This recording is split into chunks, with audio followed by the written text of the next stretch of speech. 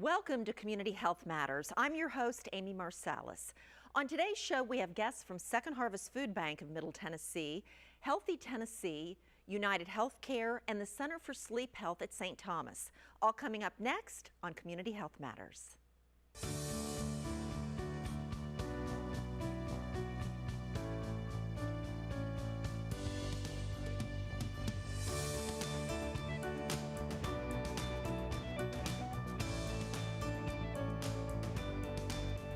From the News Channel 5 network, this is Community Health Matters, sponsored by the United Health Foundation.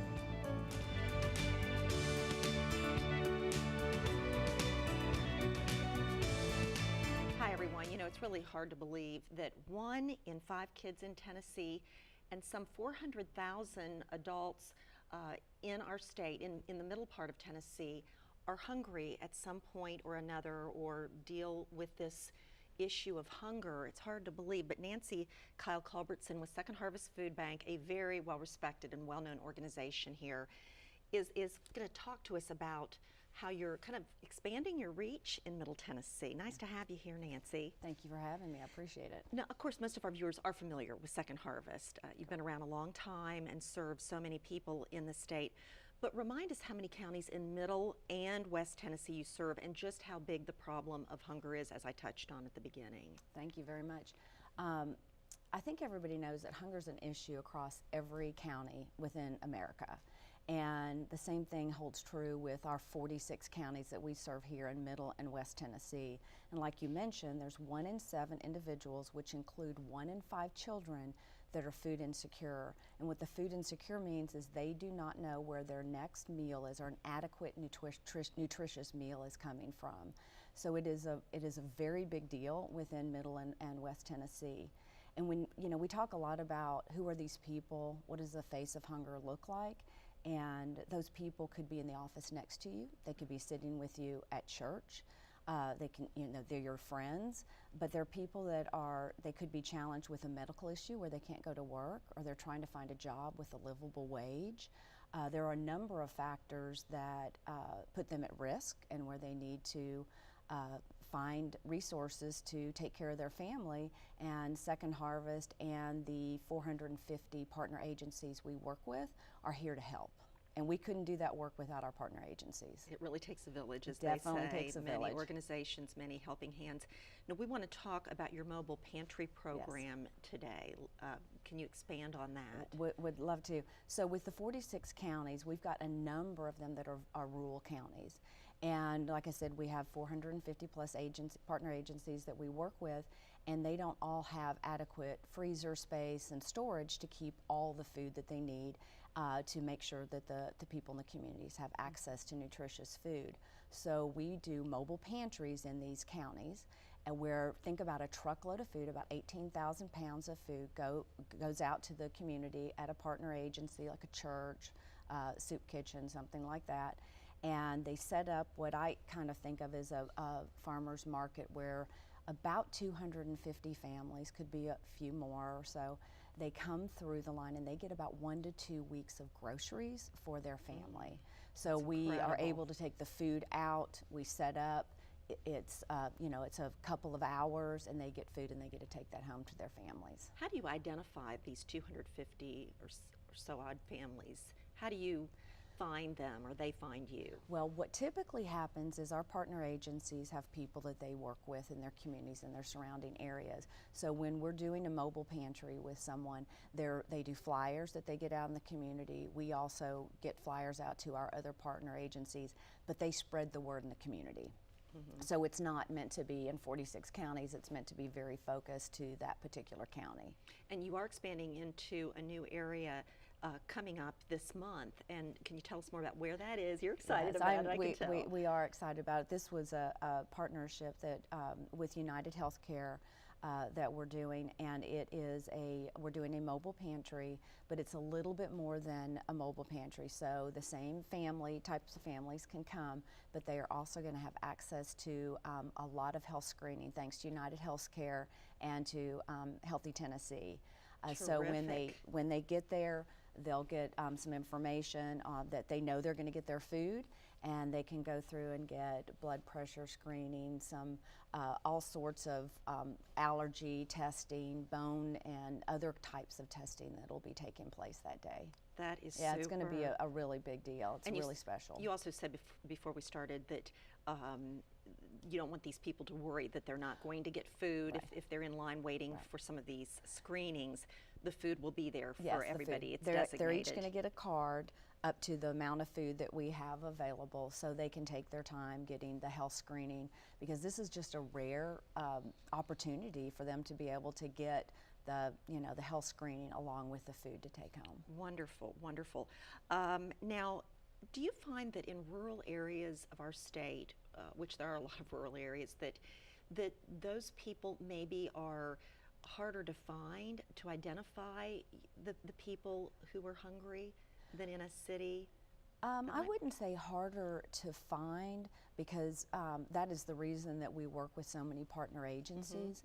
And so they are in those communities and they know the people, and they have a very unique outreach to the people's churches and other organizations. So they do a pretty special job of reaching to folks. Now, I'm sure that there's a number that we don't know about, but we get a number of phone calls, so we have resources and we have a lot of information on our website that people can access. I was thinking if people were more isolated, if they were out on farms, or if you had elderly people that live far away from the center of their smaller town. And if people want to get involved in Second Harvest, your relief efforts, how can we all help the individuals watching? There's a variety of ways you can help. So one would be to provide your time and talent. So you can volunteer in a number of ways, all across the board, from volunteering at a mobile pantry, or working at our warehouse, or supporting an event. You can also help raise food. So that's an important, obviously, area that we need, and funding. So financial support is always important for us. And before we wrap up here, if you watching or someone you know is struggling with this, where can you get help, or how do you find it? Probably the best thing to do is to call 211 and identify what county or what zip code you're in, can identify a resource for you, or there's also information on our website at secondharvestmidtn.org. All right, well, good luck with the event so in much. Lawrence County, and congratulations on the wonderful work Second Harvest does. Thank you, we appreciate it. Thanks, nice to meet you, Nancy. You as well. Yeah, and we'll be right back after this.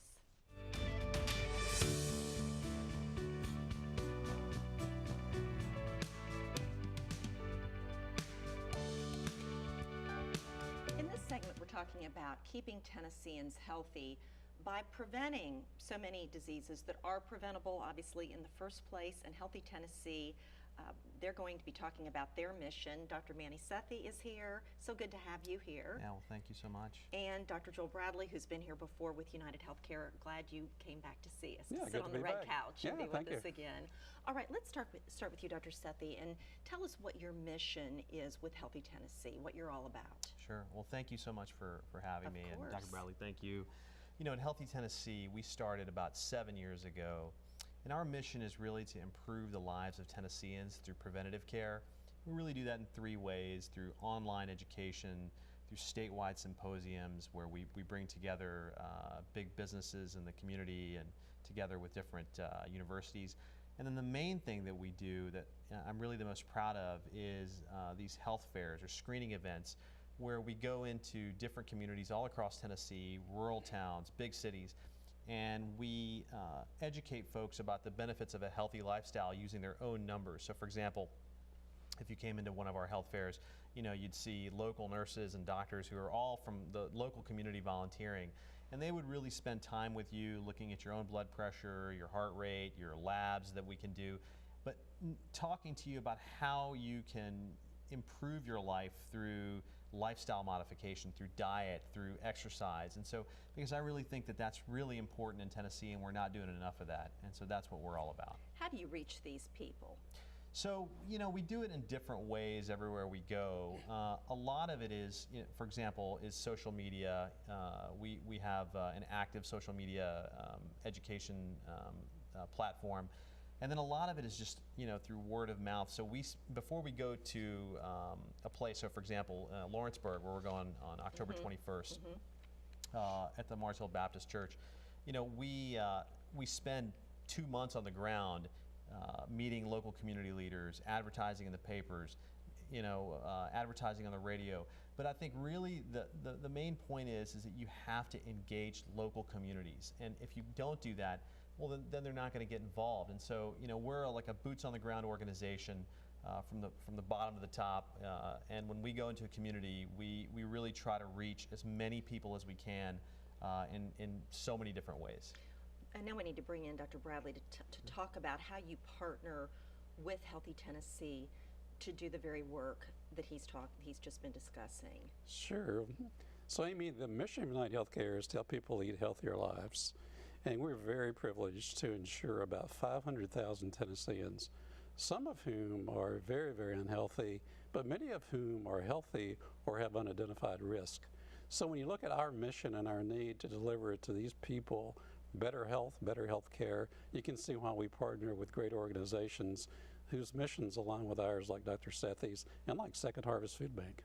How do the food bank partners and the mobile pantries, how do they tie into these particular events? Either one of you. I think that what we're doing right now, this partnership with the mobile pantry, is something that is really powerful. So what we do is we go into a local community, and we've done probably close to 10 of these events now across Tennessee where we partner with a food bank. But it brings out folks who otherwise they would probably never come out for these screenings, and it's a great time to educate about healthy eating and about getting a screening done. But we're able to reach a group of folks who we otherwise could never reach, and we're very blessed as an organization to have this partnership with United. Dr. Bradley and so many of his colleagues, when we were just starting out 7 years ago, really believed in us. And I think over time, we've been able to do some of these innovative events like the one we're doing here with Second Harvest because of their support. And I think that we need to do more of sort of these community-based events across Tennessee and really across the country if we really want to get on the front side of health instead of treating disease but promoting prevention.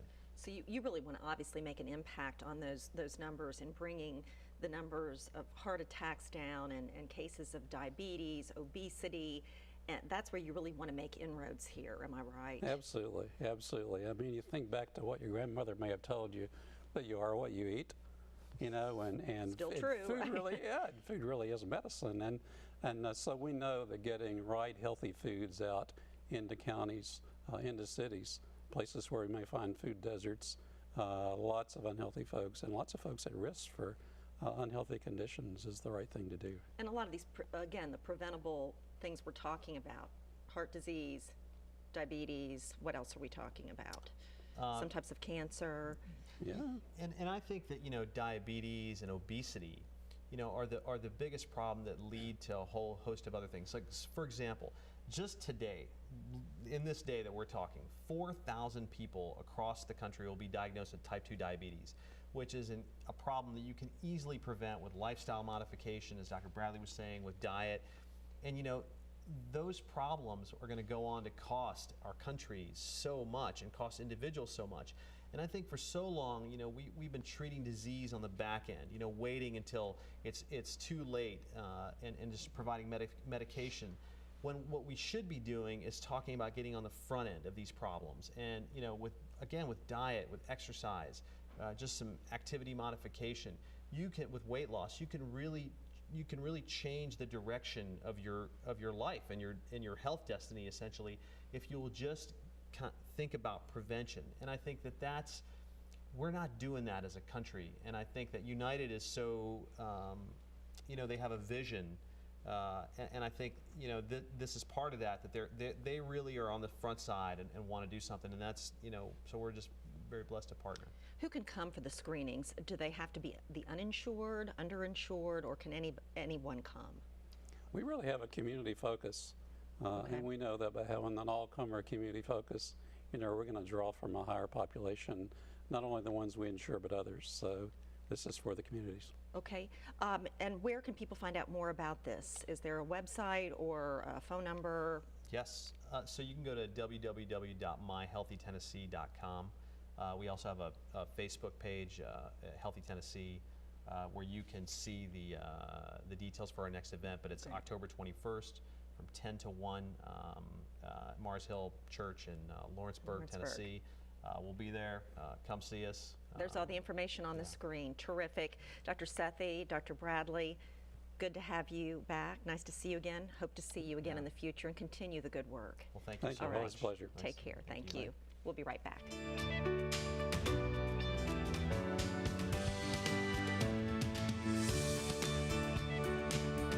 Dr. Zach Collar is here from St. Thomas, the Sleep Center, to talk about lack of sleep, which is all too common in our society. Good to have you here, Dr. Collar. You.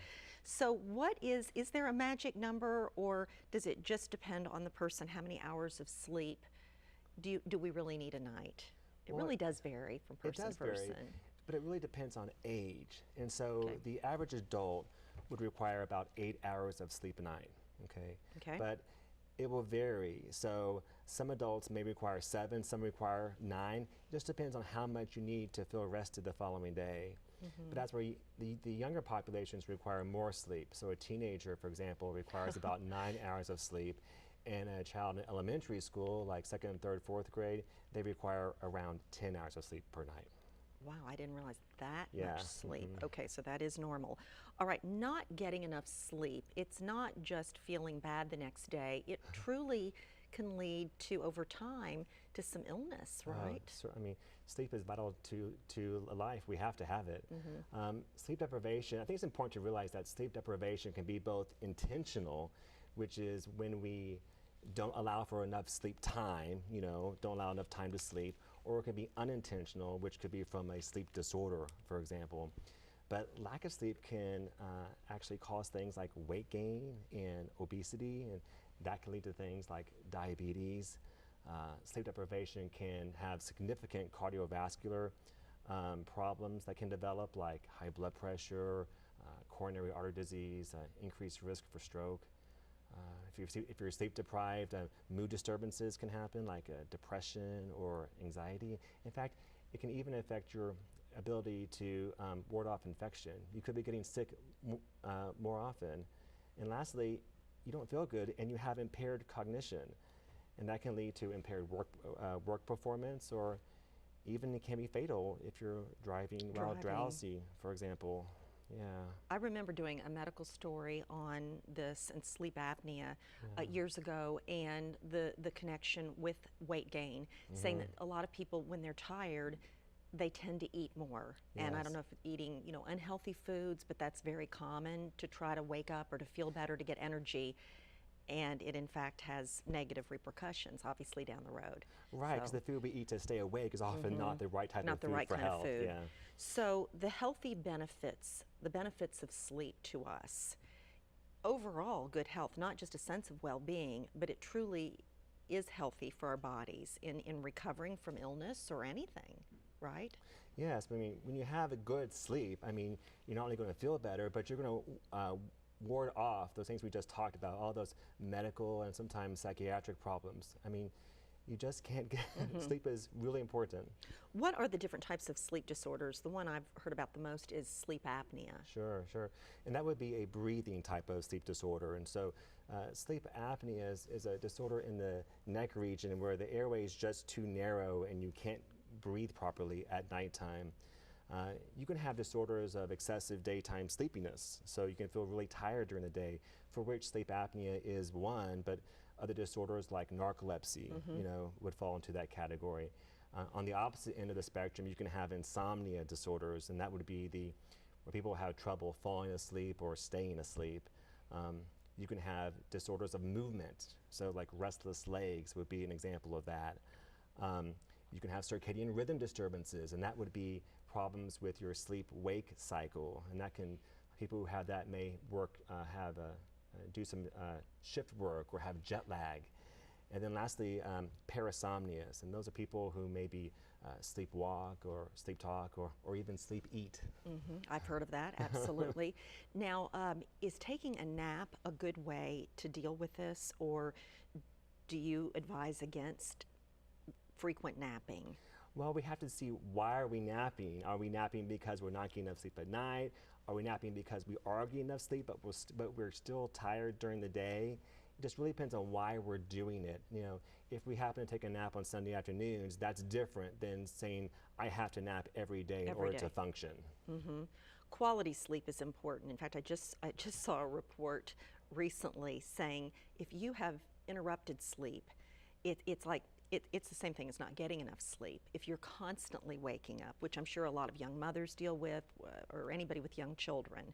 So quality sleep is important. How do we get quality sleep? Well, $1 million question. that is a really good question. It's a very difficult question to answer. You have to make sure you first don't have a sleep disorder. I mean, if you have a sleep disorder, no matter what you do, you're not going to win, and your sleep quality will be very poor. But there are some things you can do, just basic things in your own environment. For example, your bedroom should be dark, it should be quiet, it should be a cool temperature. Avoiding things like electronics. You don't want to watch TV before bed or be on the phone or the internet. Everybody does that, though. I know, Everybody but- I know does that. But that really promotes insomnia. And so, I mean, you know, people kind of think that watching television is relaxing before bed, and it is for the body, but it's very stimulating for the mind, and it can lead to a lot of insomnia problems. Also, the screen on your phone, right? Everybody blue says light, if you start yes. looking at your phone or an iPad or any device, but especially a phone or an iPad, that's stimulating in your brain, obviously. And It can affect the melatonin in your brain, which can affect your ability to fall asleep. so should you stop looking at your phone, what, an hour before bedtime, really? Exactly, I mean, at least an hour. I mean, if someone doesn't have insomnia, it may not be a problem, but if someone has troubles falling asleep, then I would say between 1 and 2 hours before bed is really when you want to wind things down. You have to really separate your day and your night. A lot of people just expect to just go during the day and then fall asleep the moment they find it convenient. And the body just doesn't work that way. You can't work up until the moment you go to Exactly. sleep, or your head, I guess, could be in your iPad or Or the computer, whatever, yeah. right? All right, well, these are all good tips, and I realize if people need more help, there's the Tennessee Center for Sleep.com that's been up on your screen throughout the program, tncenterforsleep.com. Thank you so much, Dr. Collar, for your insight, and here's to a good night's rest. I hear you. All right, you. thank you so much, and we'll be back in just a moment.